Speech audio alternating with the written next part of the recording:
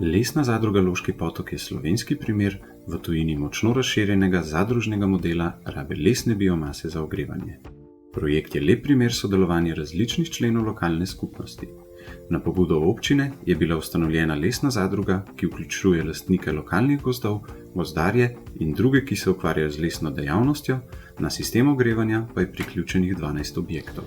Ko sem začel mandat, smo pravzaprav začeli razmišljati, kako zmanjšati ceno ogrevanja in hkrati zamenjati fosilna goriva za obnovljivi vir. Odločili smo se, da je pravzaprav ena izmed najbolj vabljivih zadev ustanovitev zadruge.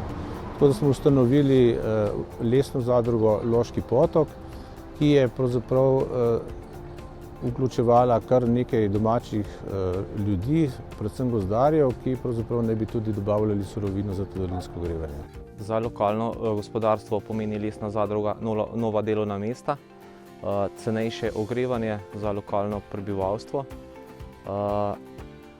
izkoriščanje gozdov v smislu čiščenja gozdov in s tem povečanja letnega prirasta gozdov. V daljinsko ogrevanje na lesno biomaso v Loškem Potoku so vključene zgradbe v lasti občine, torej občinska zgradba, zdravstveni dom, dom starejših občanov, osnovna šola, pošta ter stanovanjski in nekaj zasebnih poslovnih objektov.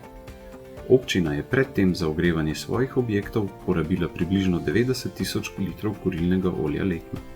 V letu 2018 je z ogrevanjem na lesno biomaso privarčevala 30 tisoč evrov.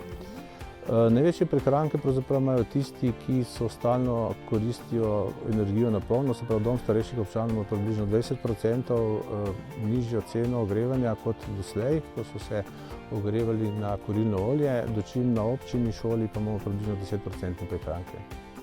Letno pridelamo v povprečju med 800 in 850 megavatnih ur toplotne energije, s katero potem ogrevamo 12 stavb v kompletni občini.